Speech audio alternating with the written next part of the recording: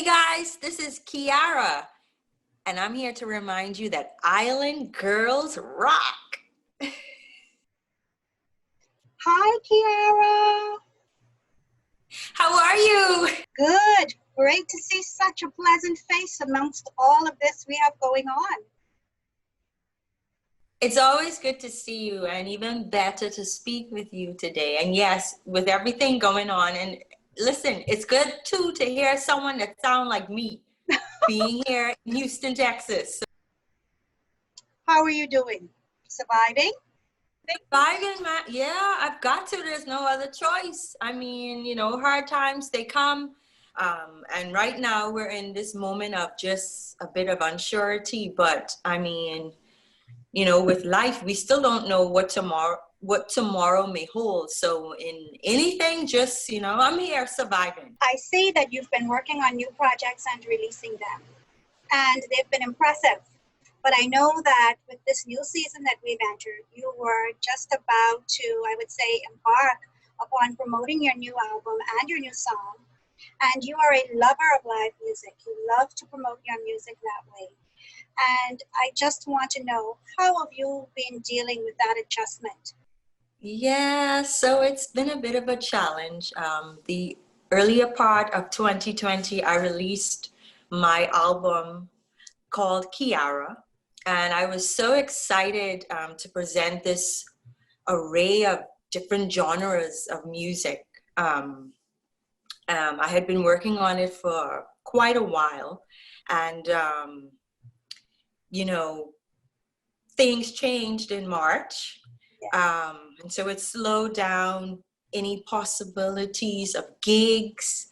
And I don't know if you were aware, but I sing in a local party band, and so those gigs were also shut off.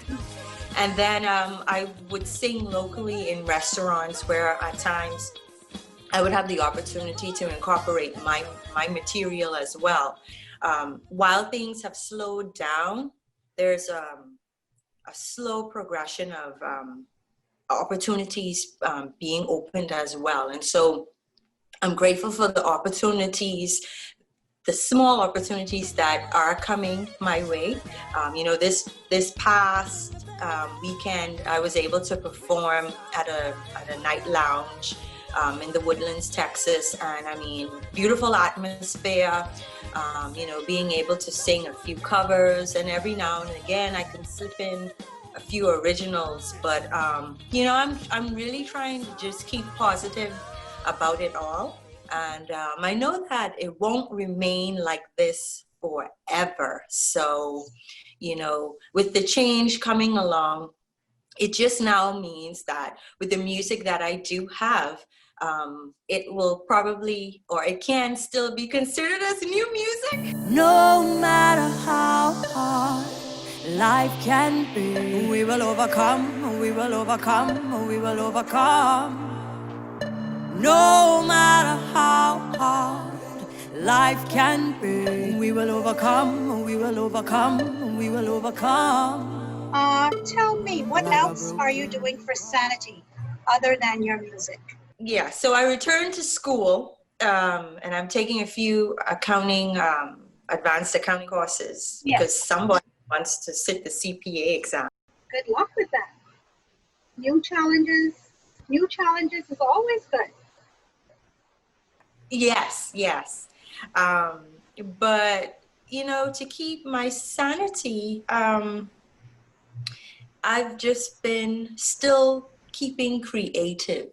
Yes. And whether that means putting a pen to paper and just writing some random thoughts, or recording melodies. You cannot see my setup here, but I do have a piano that I dabble, well, a keyboard that I dabble with. I'm no Liberace, but you know, it helps me in terms of coming up with melodies or yeah, little tunes. And you know, I'm hopeful too that these you know, creative moments that I may have just at a spur of a moment, like Yes. that, you know, maybe a new tune, a new song, like I Will Rise, or like A Perfect Storm, or like an Overcome song, or like a Fly Away With Me song would arise as well. Because actually those songs were written in moments where I either felt a bit secluded, Yeah. or from my normal environment, or they were written just in deep thought. And I find that with this lockdown that we're in, it hasn't all been bad. It's right, because I don't know about you, CeCe, but it has actually given me a bit of a time to breathe. Well, you welcome the peace after a while. Did it ever occur to you when you were writing I Will Rise or Overcome that they would be so relevant right now? Honestly, not in this, I mean, not what we're living in right now, not to this extent. Yes. You know, we always will have challenges that we would need to overcome.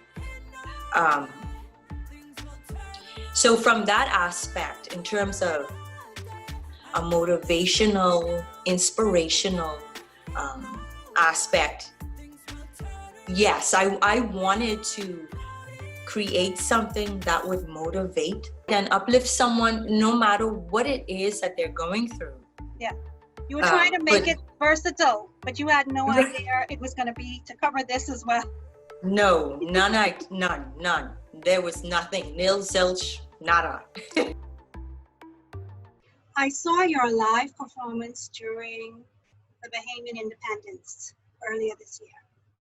And Khiara, I must tell you, that performance was so genuine and so emotional. It was truly inspiring. It uplifted me from where I was sitting in Florida, and it gave me goosebumps because it was so uplifting. How were you able to convey that, being so far away, being in Houston, that the rest of us could feel that so genuinely from where we were? How were you able to accomplish that, Khiara? I stand here with a heavy heart. I've been bruised, battered, and left with scars. All I have known is gone. So I wrote that song during the time of Hurricane Dorian had just done its deal and did its damage to some of the islands home. And I remember getting dressed for work and watching the American news and seeing people that I knew, you know, standing on these lines, unsure of what that day or that exact moment would even bring. And immediately the emotion I got, it was one that I can't explain it, because I felt like, well, wow, I wish I could do something, but I'm like here in Houston. I mean, I'm thinking, well, what can I do to help my family? Because I've had family affected directly, friends affected, and just my fellow countrymen. I mean, I see them on television, and you know, I don't even know firstly where the words came from, but it was definitely an emotion, and there's still an emotion in terms of singing the song, because it's a song that was written honestly from just the heart, just from how I felt at the very moment. So let me see if I can grasp what you're saying. You're saying that each time you sing the song, you're identifying with the purpose of what you are singing the song for. And that is what is helping you to connect and convey the sincerity in the song, because you're actually picturing the reason why you're singing the song. So it's a different experience each time. And that's what makes it feel so real. Definitely. And I want to, more than ever, for my people to feel like, yes, this is a time that, wow, we may have never seen this in our lifetime, but you know what? We are going to get through this. You know what I mean? Like, it seems as if it, like, you might be at the lowest of the low, but trust, like, it ain't over till it's really over. I get it. I understand exactly what you're saying about that. Your new video, Overcome, you shot those in Africa and Barbados, I think it was. And I read somewhere that you said that you chose places for this music video that felt organic to what you were singing about. Um, how did you go about choosing those places? Was it just happenstance? And initially for the Overcome video, as with almost all of my videos, I would want to shoot them at home. Yes. But when we shot Overcome in Barbados, that just actually happened by chance. So I was appreciative of the opportunity. I was already in Barbados celebrating Kadooment Day, and thought, well, we're in this beautiful country, why not? The shots that we got from Africa, definitely a plus. I would have preferred to be there in Africa, in the motherland, but that's for the other project. And I thought it was important to hit on this because when I started following you years ago, you were more of a ballad type of person. And then I started seeing you singing in bands, performing up-tempo beats, getting involved in carnival, and really getting into that Caribbean vibe. And I was pleasantly surprised because I find you to be quite shy. But boy, when you decided to show us that there were multiple sides to your talent, you really put it out there and you conquered it.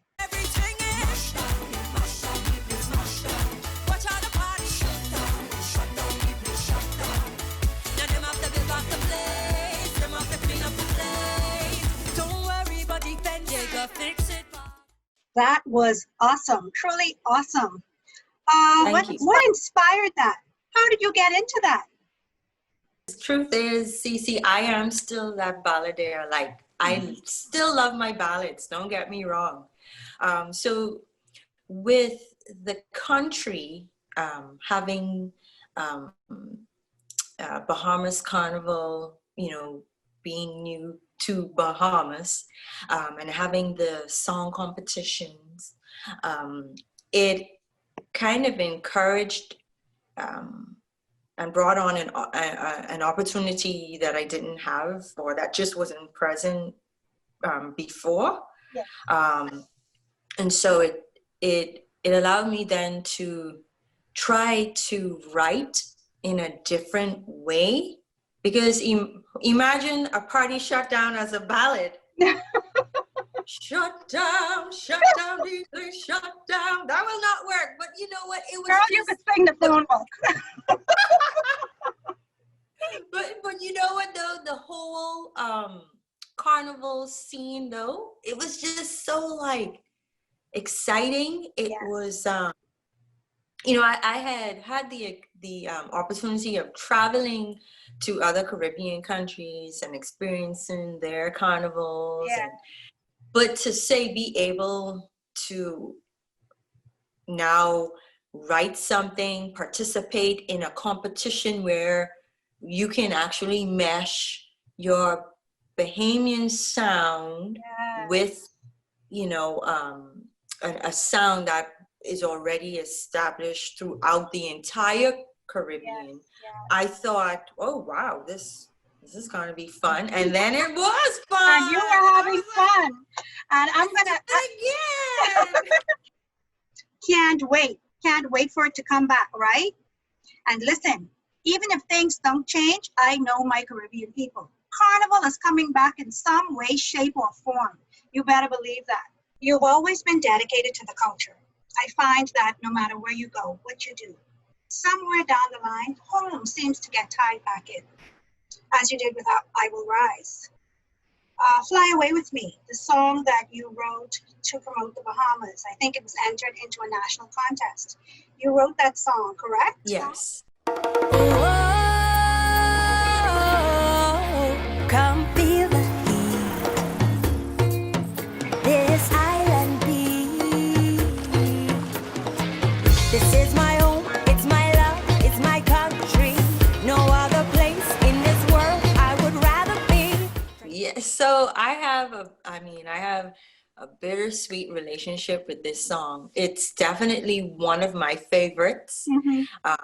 You know, I'm talking about my country, my home. Yes. And I thought it was a great opportunity, seeing as they meaning the competition wise, they wanted a song that would be able to translate to a foreigner, welcoming people into the country, as well as something that could still be relatable to, you know, the locals. And I can truly say that Fly Away With Me is one of my favorite songs. Writing it, I actually wrote it during a time when I was missing home, missing family, friends. And so out of a sad moment came this beautiful production. I had the opportunity of working along with a Bayesian producer. And I was, man, you should see me. I was trying to tell him, look, I need some more like rake and scrape in it. You gotta like, and I was trying to make the sound for him and everything, but you know what? All in all, it still turned out beautifully. And it honestly was an honor to have the Out Island promotion board want to use my song to promote the Out Islands of the Bahamas. The point I'm trying to make is with that song, it was just a great feeling, a very good feeling, knowing that they appreciated the song, knowing how well received it was as well. You know, persons in America, persons worldwide, were very much like, wow, I really dig this song. You know what? I want to pack, this makes me want to pack up my bags now and head on down to the Bahamas. Yes, my country, come fly away with me. From Bimini, jump low down to Renagua, wind up to Abaco, you talk to Grand Bahama.